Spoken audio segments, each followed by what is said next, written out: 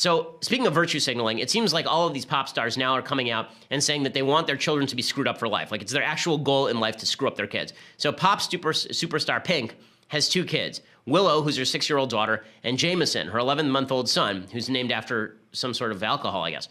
She has big dreams for them, but they don't subscribe to the idea that Willow is a girl and Jameson is a boy. Pink said, quote, "I was in a school, and the bathroom outside the kindergarten said gender neutral, anybody, and it was a drawing of many shapes. I took a picture of it and I wrote progress. I thought that was awesome. I love that kids are having this conversation. Yes, there's nothing better for small children than being confused as to whether they're a boy or a girl, and they can switch randomly and arbitrarily between them. That's not linked with higher suicide attempt rates. It's not linked with depression. It's not linked with any of that stuff. Gender confusion is really good for kids. It's fantastic for kids. If you're insane, part of what your job is to do as parents is to look at what your kids are and then attempt to make their life easier by having them develop in psychologically healthy ways. You know, the same people who will say that we need to teach men not to rape and that men inherently have a tendency toward rape will say that manhood doesn't even exist and a man can be a woman. That's an insane proposition. Okay, the whole point is that if you want men to be good, you have to acknowledge the nature of men, and then you have to teach men to be gentlemen. That comes along with a positive masculinity. The same thing is true among women. There is such a thing as positive femininity. Okay, there's such a thing as toxic femininity too, I think, if we're going to talk about toxicity. Toxic just meaning bad behavior among men or bad behavior among women. To suggest that all women are angels and all men are devils is not the case. Okay, the whole point of civilizing your children is to bring them up to be the best man or woman they can be. If they suffer from gender confusion issues, that's something you have to deal with. But to impose gender confusion on your child because you're so progressive is just pathetic and sick. Pink is enthused that Willow told her she wants to marry an African woman when she grows up. Her kid is 6. Her kid is 6. She's enthused about that. Like, her kid doesn't even know what she's talking about. Like, her kid doesn't even have sexual hormones running through her at this point. And you're already talking like, oh yeah, that's good. If you want to be a lesbian, just go for it. She's a 6-year-old. What the hell's wrong with you? So we are a very labelless household. Last week, Willow told me she's going to marry an African woman. Why not an Asian woman? Is her 6-year-old a racist? And I was like, great, can you teach me how to make African food? And she's like, sure, Mama. And we are going to live with you while our house is getting ready. I was like, what the F? Who are you? Who is paying for this, by the way? And she says, this is just great. And it is worth noting, as Hank Berrien does over at Daily Wire, that after spending her prepubescent years using ecstasy crystal meth and acid, she came close to overdosing this Pink in a club when she was 15. She apparently thinks she was screwed up then, but she's much better now, saying, I went off the rails before all of this. I got my bleep out of the way early before anyone knew who I was. Well, why weren't you just exploring your boundaries? Why was that a problem? Why couldn't you just be who you want to be? You want to do crystal meth when you're 15? That's fine. And if you want to be a boy when you're a girl at 3, what's the problem? Self-definition, subjectivism. That's the ticket. And now she says, I'm much more mom than I am anything else. Absolutely 100%. I feel bad for her kids, honestly. Kids want lines. Kids want rules. Kids want structures. Kids want to know that there's predictability in the universe. Parents who fail to recognize this bring up bad children. And children, even if they're not bad, who are troubled and have difficulty. Children are looking for lines. They are unformed by civilization. It's why we form civilizations, to make better human beings.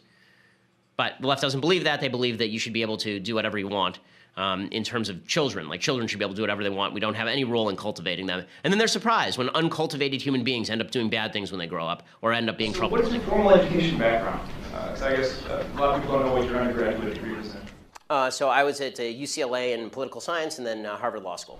Okay. So you don't have, you wouldn't consider yourself an expert in sociology? I mean, I don't consider sociology a particularly expert field, but go ahead. I think I'm able to read a sociological study.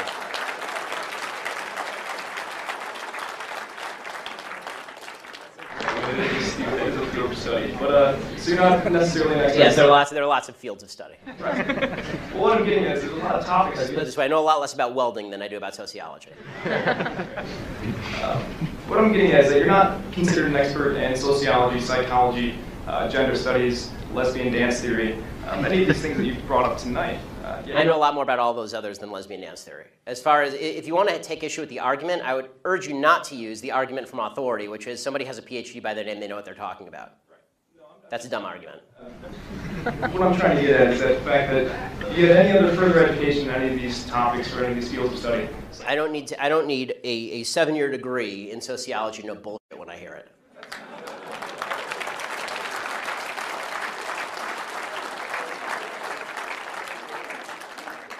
And granted, that's your opinion. Right. Because I'm here, yeah, giving it.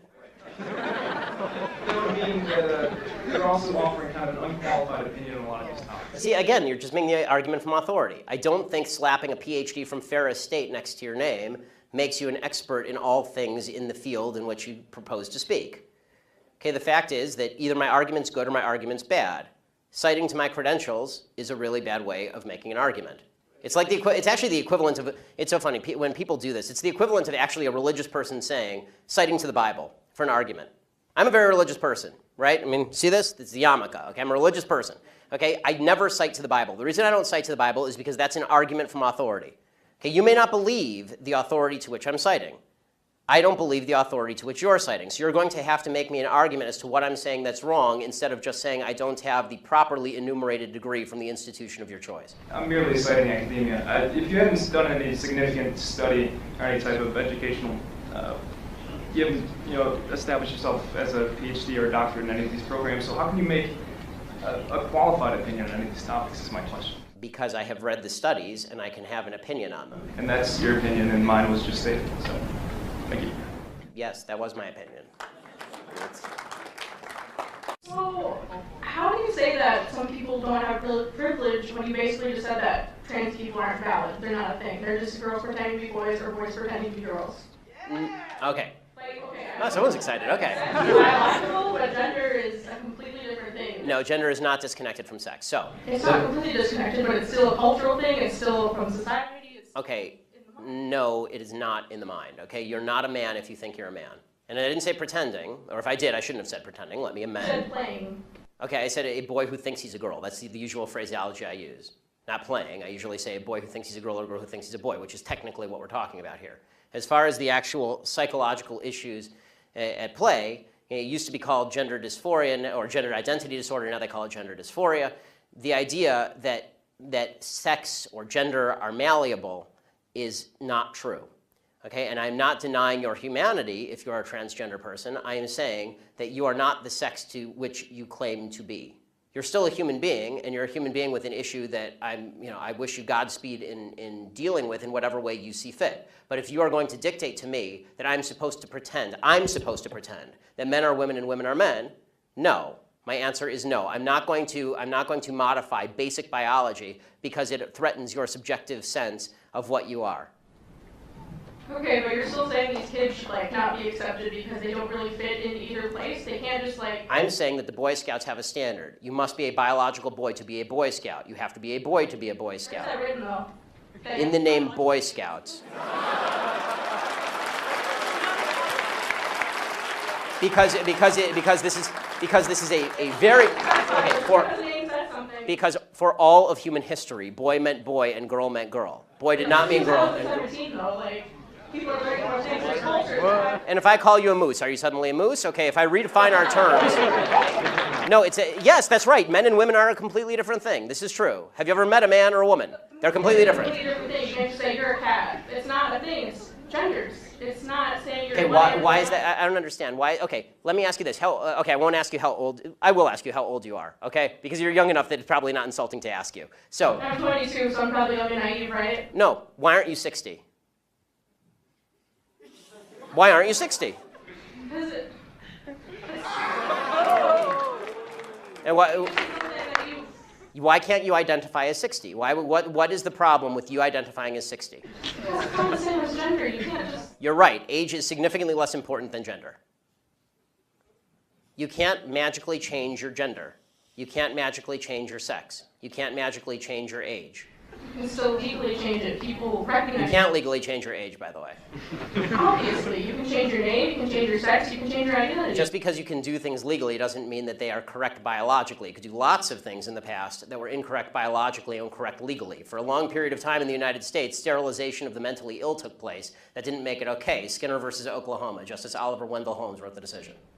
Right. I still don't understand how you're accepting these children that are. It's not a matter of open-minded and accepting. I want them to get treatment that they see fit, but that's not involving me. The idea behind the transgender movement as a civil rights movement is the idea that all of their problems would just go away if I would pretend that they were the sex to which they claim membership. That's nonsense. The transgender suicide rate is 40%. It is 40%. And according to the Anderson School at UCLA, it makes no difference. There's a study that came out last year. It makes no difference, virtually no difference, statistically speaking, as to whether people recognize you as a transgender person or not, which suggests there's a very high comorbidity between transgenderism, whatever that mental state may be, and suicidality. That has nothing to do with how society treats you. Do you think it could be because of they're bullied at school? No, I don't think that. I do not think that the discrepancy. I do not think the discrepancy. First of all, I'm against bullying of any sort. Okay, the idea that somebody would beat somebody up is terrible. Okay, as somebody who's viciously bullied in high school, I'm not a fan of bullying. But the idea that the normal suicide rate across the United States is 4%. The suicide rate in the transgender community is 40%. The idea that 36% more transgender people are committing suicide because people are mean to them is ridiculous. It's not true, and it's not backed by any science that anyone can cite. It is pure conjecture. In fact, it's not even true that bullying causes suicide, according to a lot of studies. For example, in the black community, where the idea is supposedly that America is a racist society, blacks are bullied a lot. Okay, in the black community has significantly lower suicide rates than in the white community. In fact, in third world countries, the suicide rate is significantly lower than in first world countries. Suicide actually seems to be a privilege of the upper classes, if you actually look at it from a financial perspective. So the idea that suicidality is directly a result of people like me saying, no, men are not women and women are not men, it's not true. It's also... So you think it doesn't impact their identity at all, or their depression, or how they feel about themselves? I think the idea that you're going to sacrifice the entire society's proper definition of sex because you think that there is in legal terms, somebody with an eggshell skull, meaning that somebody who has a pre-existing condition that makes them more susceptible to criticism, that is not a way to run a society. You can't sacrifice truth because some people are going to actually suffer because of the truth. Plus, there's no evidence whatsoever that the suicide rate would go down in the transgender community in any marked way if people just started pretending that men were women and women were men. We're trying that experiment now. We'll find out whether it works. So far, no evidence. Have you talked to a group of trans people at all instead of this group of, like, white people? I'm more than happy to talk to a group of any